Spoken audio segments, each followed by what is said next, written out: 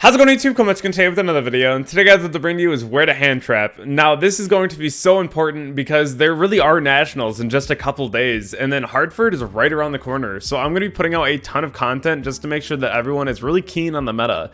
This meta is really interesting so far, and after playing a lot of DB, I can see a lot of the different ideas that people have come up with already for their deck builds, and different ideas that they're actually trying out now with different rogue decks that you can expect to see at these events. So I'm going to be covering quite a few decks today. I think there's like 12 or 13, including a lot of rogue, just to make sure that we're all very familiar and we're not going to lose to the random deck that we just didn't know where to hand trap.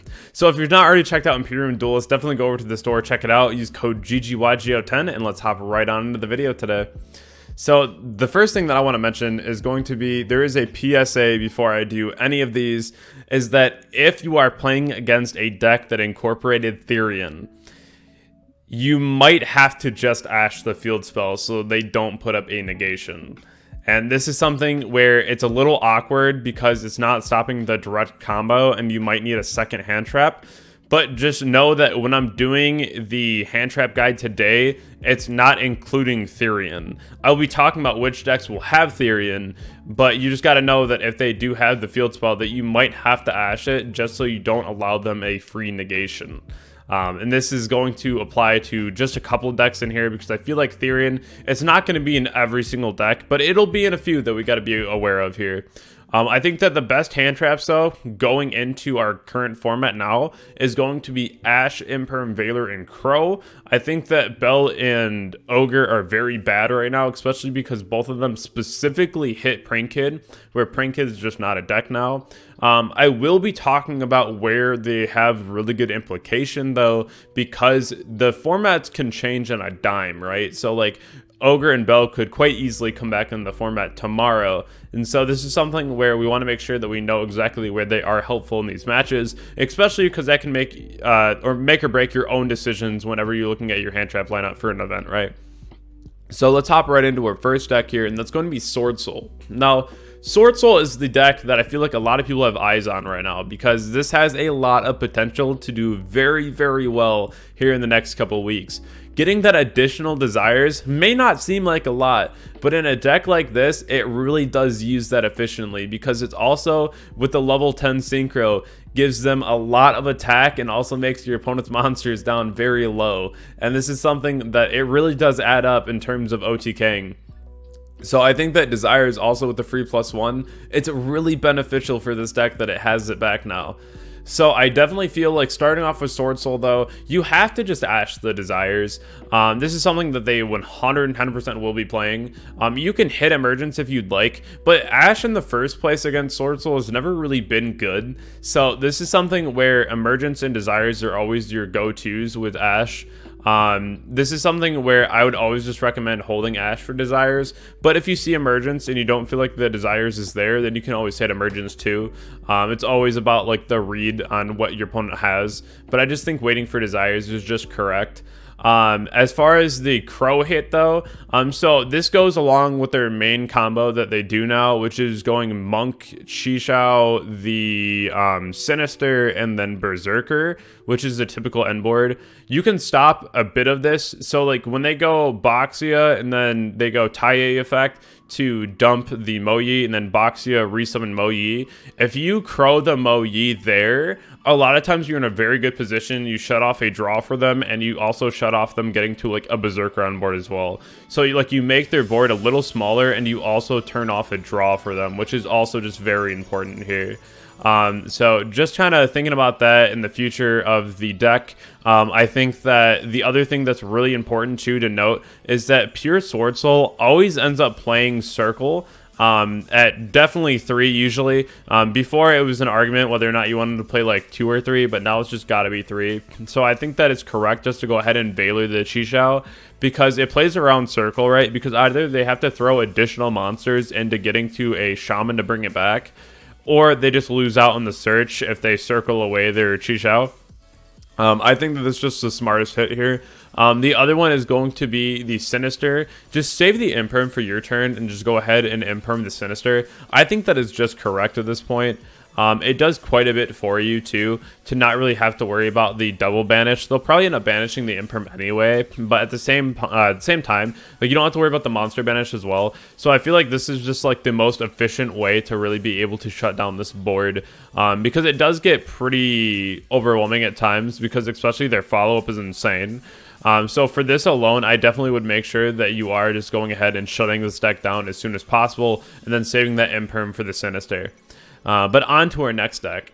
And so the next deck that we have here is P.U.N.K Therion. Now, I feel like a lot of people don't exactly know what this deck does yet. We hear a lot about this in conversation, but I just want to really clear up the deck and show you exactly how you can stop this. It's very similar to Dragon Link. Not only does it have the Mill 9 combo through Chaotic Ruler and Zombie Vampire, it's also very much so a Fishbowl deck. Just a reminder on what that means is that the deck is very much so based on the pieces that you get to in the combo. So it's very much so RNG, which is another reason why I kind of put the deck down and I didn't really want to play it. It does have some linear lines, but at the same time, whenever you're just banking on being able to mill into a card, it gets kind of rough. So this deck alone does play the Therion card, so make sure that you do have the Ash for the field spell if you need it. The other thing here, though, is the fact that, like, this deck can go off with one card plus a discard. One E-Telly is Mill 9. So the way that you can realistically stop this is going to be ashing the effect of Foxy Tune to go ahead and special summon the Deer Note from the deck, which is the new one from Dimension Force. And so the other way that you can stop it is when Deer Note goes to the grave, it targets a P.U.N.K in the grave to reborn. So you can go ahead and crow the target on the Foxy Tune, because that way they don't get to their Zombie Vampire. I think that the Zombie Vampire turn 1 in this deck is also very scary, because you kind of need it. Like, you need to get to Hulk. So, like, you really want to mill into a tuner, but if you mill a deck that really wants to be milled, it's going to be really rough for you, especially if you're playing against like Eldritch, right? And you mill like the traps, or if you play against like P.U.N.K and you mill pieces. So this deck is very risky to play in that regard as well, because you realistically need to rip Zombie Vampire turn 1 as well. So the other way that you can stop this deck pretty well is going ahead and imperming or veiling the Chaotic Ruler, the same as Dragon Link, because this card is still going to be able to net them a lot of advantage, whether or not it's a mill or whatever they add. Usually it's just whatever they mill is even more valuable than them adding in the first place, which is crazy, you know? If you have the way to shut off the Hulk on your turn, you really want to shut off Hulk, because if they leave Chaotic Ruler on their board, and then they summon Gamma off of Hulk, they're gonna go for Calamity. So if you reach main phase, and then they use Hulk effect to summon Formula, they're gonna attempt to go to Calamity, which says that you cannot activate any cards, and you also cannot respond to this card. And then it's a 4K beat stick, so essentially it's just game. So, like, this is something where you want to shut off the Hulk ASAP to make sure that they can't get this live, and summon out that Formula to be able to make it. So just make sure that you have some kind of interruption, like a droplet, or if you're able to hold your imperm for your turn and shut off the Hulk too, that's also another really good idea as well. But moving on from this deck, again, I really do think that this deck has a lot of potential. It's just way too RNG for me right now, but that doesn't mean that no one's going to play this. I think that it really will pop up at the event as well, coming up this weekend, and even Hartford. Moving on from P.U.N.K Therion, though, Dinomorphia, we talked about this before. I just want to make sure that everyone's really keen on what this deck does as well. Make sure that you're imperming or veiling on the Theresia. Don't let them get to their trap. And the other thing, too, is just a very quick note here, is just ashing the trap cards. They fuse from deck, so just make sure that you are going ahead and stopping these two. It's very important. If you have like a droplet, or if you have like the imperm veiler, you can always go ahead and shut off like the well, it'd really just be like imperm if it was already set, but like you can go ahead and interrupt on the I think it's Kentragina on your turn, because so essentially what the deck does now that I've noticed is that they'll make Kentragina first, and then they'll use the effect to copy the trap, and then they'll go into the Rexstrom afterward. And it's because they're trying to lower the life even lower for Rexstrom, so it's easier for you just to be able to not activate any cards, right? So they can get punished pretty hard if you have any kind of negation for Kentragina. So keep that in the back of your mind as well. Just a very good play overall. Because again, they're going to be lowering their own life as much as possible Fun fact, if you're playing Striker, Rexdrum doesn't negate effects, it just says you can't activate effects. So if they're already really low, as long as you play through like a Brute, or if they have like the one card that like prevents battle damage, you can just attack directly with Hayate and it's game. Especially if they already are lowering themselves really hard. So it's definitely a favored matchup for Striker. So just kind of keep that in mind as well.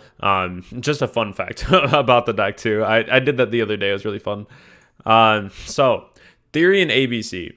This is a deck that is going to get talked about a lot, and I don't think it's going to see a lot of play. It'll have a couple people that actually play it, but like it's not going to be very popular. So a couple things that you kind of want to know here is going to be that you want to hold the Imperm either for your turn and shut off the Regulus and shut off the Dragon Buster, one of the two, which is fine. I feel like if you target the Dragon Buster, you're going to bait the Regulus anyway, so it's just a really good card to hold for you. Or if you try to see them combo and they need to get a piece out of their hand, sometimes they'll make like Platinum Gadget and try to ping it out of their hand. Definitely go about that with caution though, because like if they already have another way to it, but like sometimes it's just a really good hit as well, to be able to just shut off the one from hand. So kind of keep that in mind, but I think that holding Imperm is just a lot more valuable in this situation, being able to shut off the Dragon Buster or Regulus on your turn instead. Again, I added an Ogre here because it's something that you just kind of got to know about. The on-field effect of Hanger to attach one is really good to Ogre. And then I would always just go ahead and Ash the Hanger too. I just would never want to give them a free piece, right? Also, with Crow in this deck, so they can go Regulus and target a piece in their graveyard. And of course, even if you Crow the piece out, like the Regulus will still summon. But like if they go Regulus target like B, the B can still summon off of the Regulus, which is pretty crazy. So if they go like Regulus target like B because they want to get a search, it's just correct to Crow the B. Like you just go ahead and Crow it there. Like even if they get the Regulus, you still just do it because you don't want them to get the free search. Also, if you have Crow and you notice they summon out their last piece from their hand, make sure that like if they added one that you're keeping track in your head that they have like another like A or whatever, and then you banish C. Or like if they have just one B, then you just banish the B. Like just don't let them get their pieces, because the only way they make ABC is if they have the pieces on field or in grave.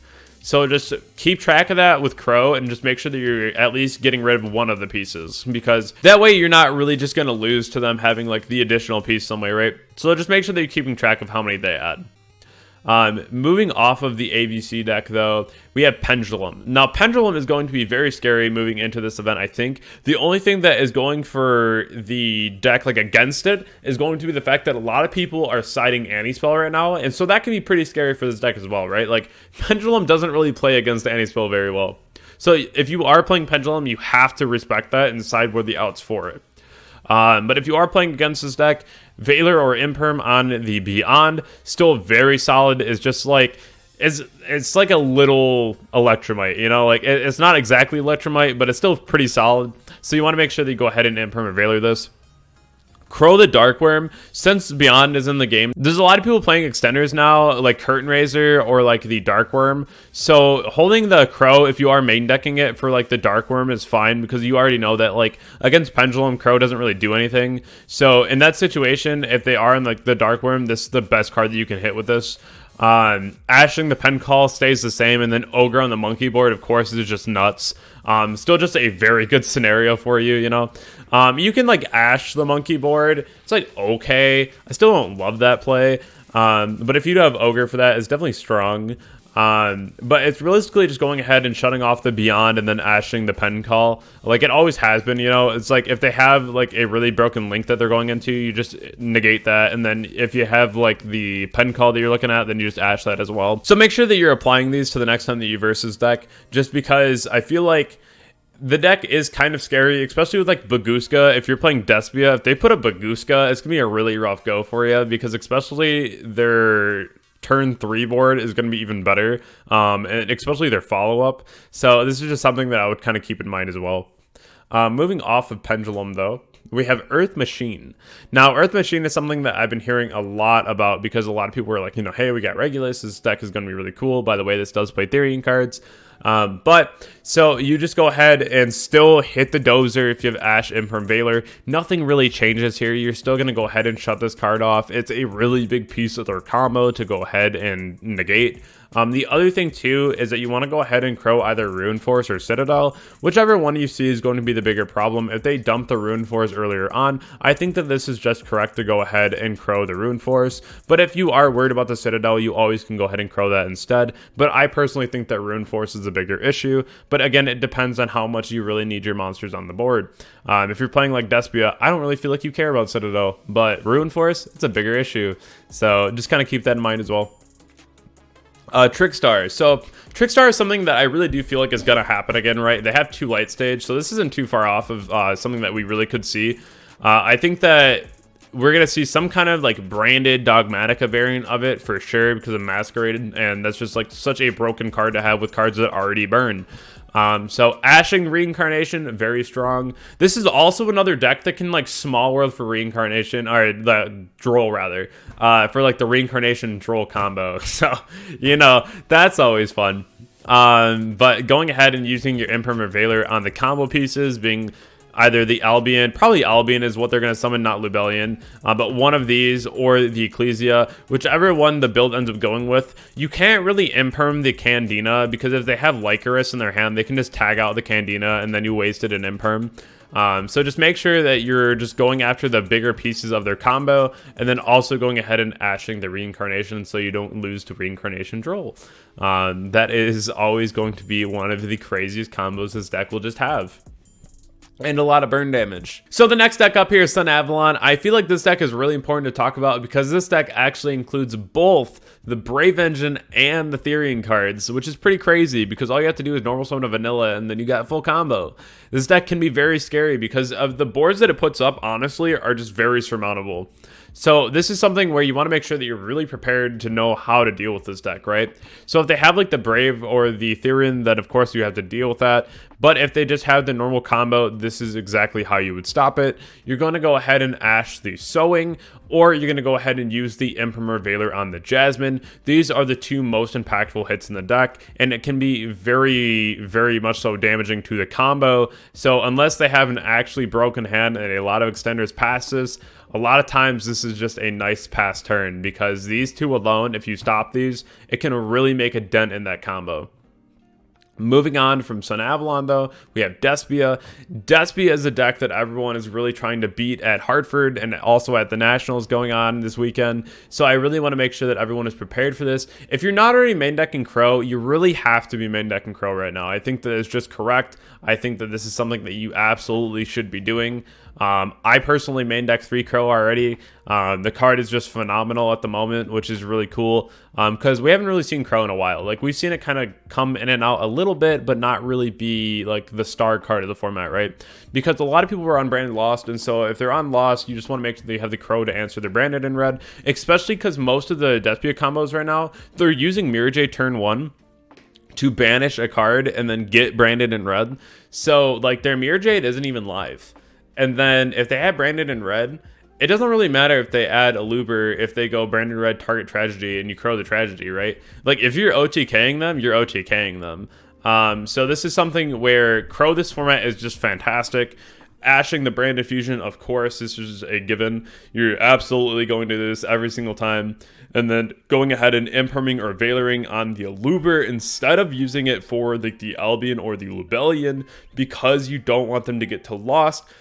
If they get to Lost, then your Imprimer Veiler literally just doesn't matter at all because as soon as they start comboing, you no longer can respond to them. So you just want to shut off the Aluber as soon as possible. This used to not be correct, but now it just is. You want to make sure, again, that you just don't lose to them having a Lost on the board.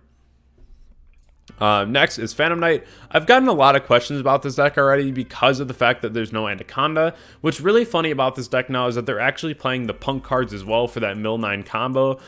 So you definitely can be aware of those cards in this deck as well. I don't know if it's still not just going to be the pure variant though. We'll have to see. But if you're going based off of just the pure variant specifically, or if they're even playing the Brave card still, which I'm sure that they are, this is something where you have to crow when they use the effect of Torn Scales in the grave to reborn, or if they're still on Scythe, because they can still use Fogblade in the grave and Breaksword to go ahead and pop the Scythe, that you want to make sure that you're going ahead and crowing out the Scythe as well.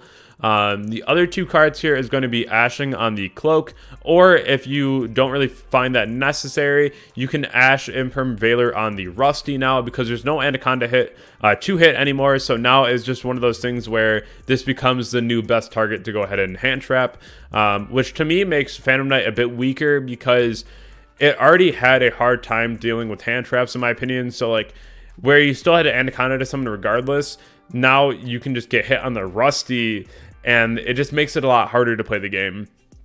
So I really like this now. I think that the hand trap lineup against this deck that you're already main decking makes this deck a bit more free, because we had this before, right? When we're all main decking like Nibiru and what have you, it made Swordsoul pretty free, but like now we just see other decks inadvertently get hit pretty hard because of the cards we start main decking, right? It's like no one was main decking Lancia, but when Lancia was in everyone's side deck, Phantom Knight fell out very fast, and I feel like it's going to fall out this format pretty quick as well, just because everyone's main decking Crow, and so it's going to be a really rough go for this deck.